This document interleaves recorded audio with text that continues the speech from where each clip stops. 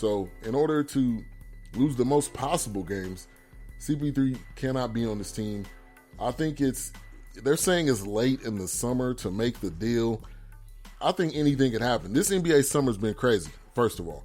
So if you think that a deal cannot go down, a deal will go down sooner or later, I believe.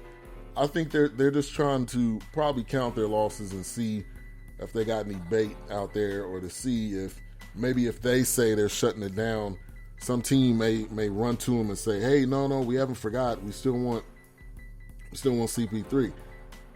Do you think, and I asked this question to everybody in the chat room too, do you think he could go to the Lakers? Could we get the Banana Boat team finally on board? No. It's a lot of money, so, too. That's not going to, I kept on hearing people saying, he's going to buy out. You know what? When CP3 signed that contract a couple years ago, he knew exactly what he was doing. He's not leaving $100 million on the table. He's not getting bought out for $20 million, $30 million. OKC's not going to do that. No organization is going to do that. They're not giving you that type of money to walk away, right? A couple million, $5, $10 million. Hey, we'll buy you off for $5 million. We'll buy you off, but for 40, 50, nah, that's not happening. CP3 is not ending up on the Lakers. They don't have nothing to trade for him.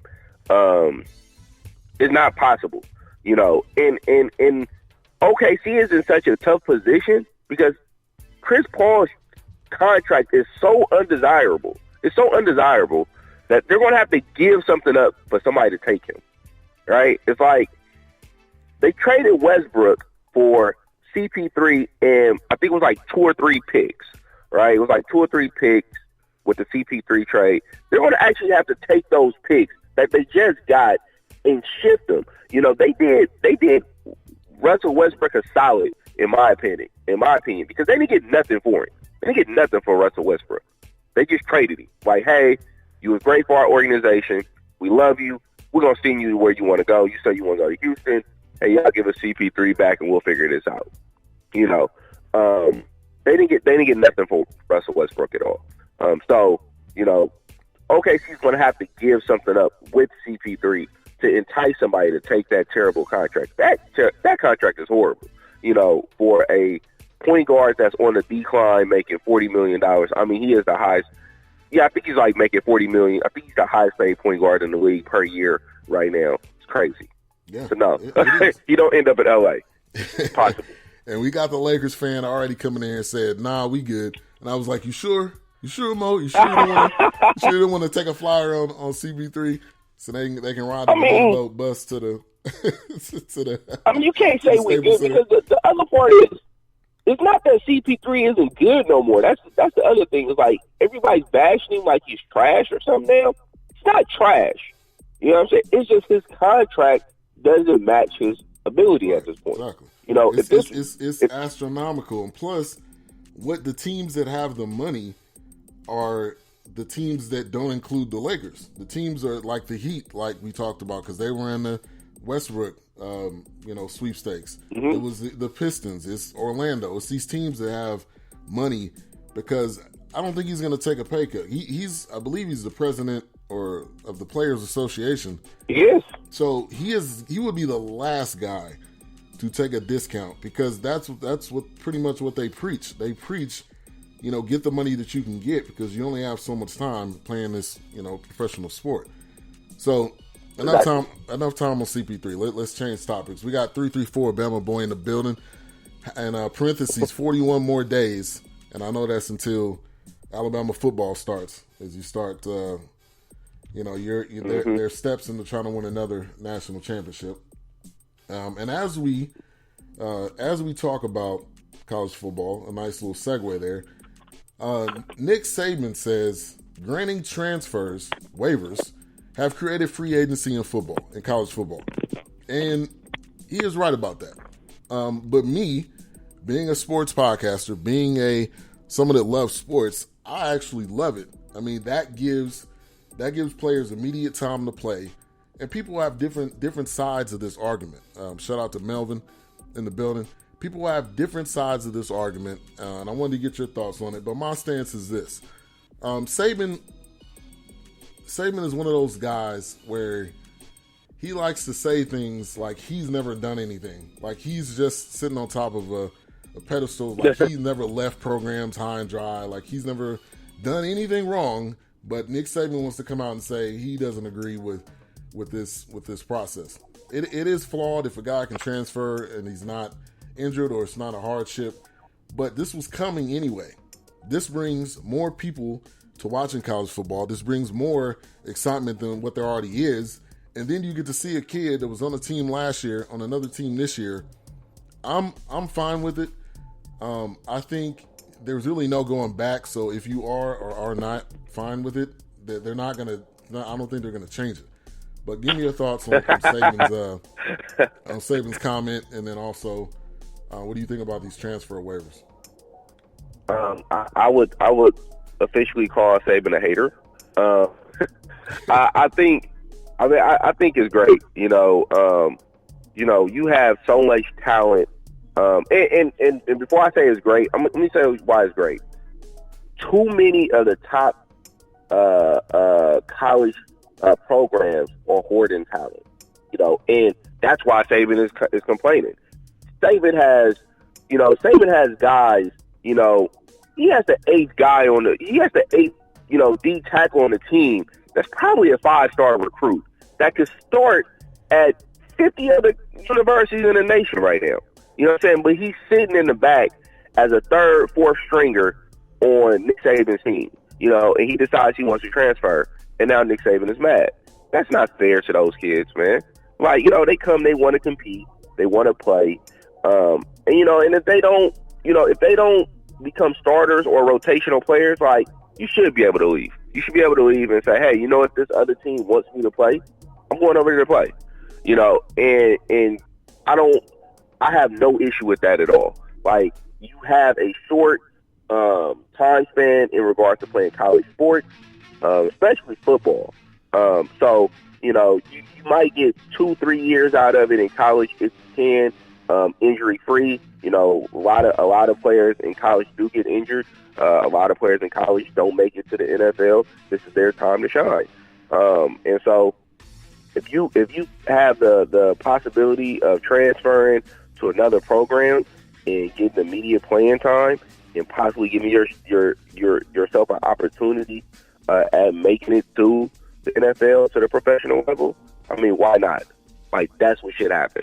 And you should never, I don't feel like you should restrict these kids from doing things like that. Like, that's their dreams, that's their goals.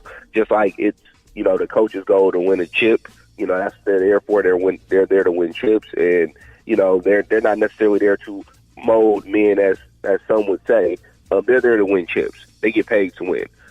These kids are there to play out their dreams and aspirations. Let them kids go ahead and transfer and go somewhere where they can live their dreams. Yeah, and that also goes to the point that you're not paying these kids. You're using their likeness. So why not give them some type of opportunity to be able to leave and maximize their profit, because no one else is going to be able to maximize what they're going to get than them.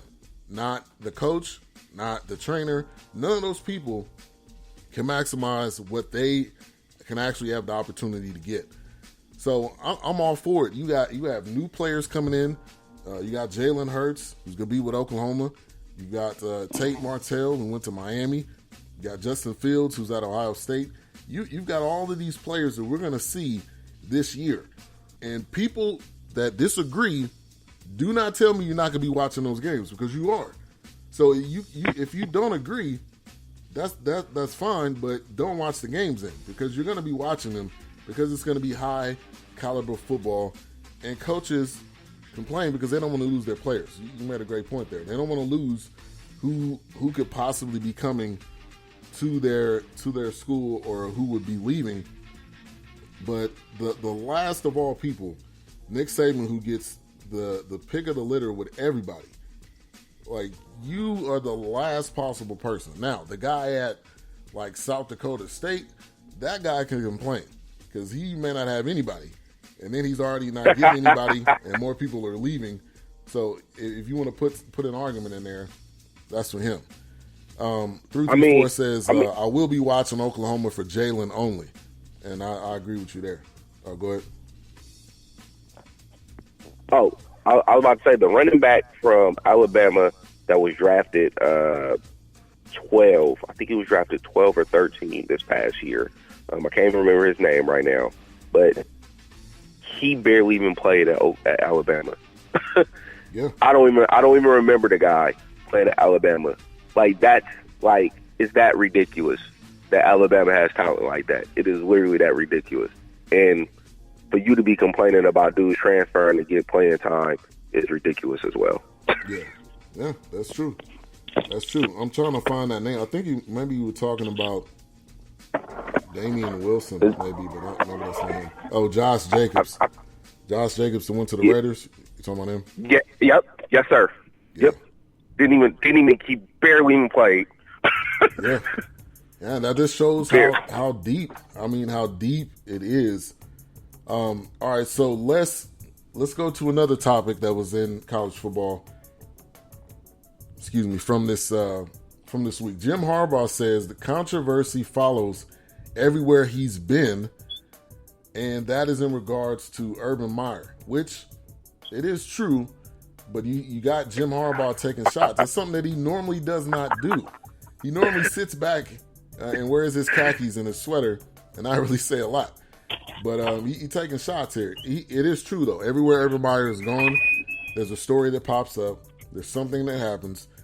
And I've said it before, I don't think Urban Meyer's done. I think he's going to lay low for a little while. If he has a health issue, he probably will officially retire. But there's always an opportunity for him to come back because there's going to be job openings that are going to happen. We've seen the same thing with multiple different coaches. But and Harbaugh can take shots now because Urban Meyer's not there. You got to deal with the new coach that's there. But Harbaugh needs to win a game. Beat Ohio State, okay? And then you can make more comments. But beat Ohio State. But give me your thoughts on this from this week. And also, do you think Urban Meyer's officially done? And everybody in the chat room, too, give me your thoughts on that, too. On Urban Meyer, I mean, he got a point, man. I mean, Urban Meyer has a very I mean, Urban Meyer's, his off the field stuff is almost as it's almost as high profile as his on the field performance. You know, by far, Urban Meyer is one of the best college coaches that has ever came through the college ranks. He's pretty much won everywhere he's been at. From Utah, I mean, he didn't get a chip at Utah, but, you know, making them really, really competitive. Florida, of course. He won chips at Florida. He won a chip at Ohio State. He knows how to coach football, period. But he always, there's always something going on. I mean, look back at that Florida team and all the stuff that happened there. You know, the Percy Harvins, what's the tight end from there? I can't think of his name right now. You talking about Hernandez? Yeah, Aaron Hernandez. And let me say this real quick. We found all that stuff out later on when Hernandez got arrested. Imagine if he never got arrested and he had a squeaky clean rest of his career. Who knows when we would have ever heard about that stuff? And the Pouncey brothers. There was a lot of stuff that was going on at Florida that, you know, because they were winning, it just never got out. And then, of course, when he left, you know, you started hearing the rumors about different things. In Ohio State, you know, that whole situation. It's just off the field, Urban Meyer just seems to not have as much control or much influence over his players. I'll say that. He doesn't have the influence that he probably should have over his players. On the field, he can get the maximum out of those kids. But off the field, he's not really teaching them how to be be productive productive members of society. Right. Yeah. Outside of the football field. Which, outside of the football field. Yeah. So exactly.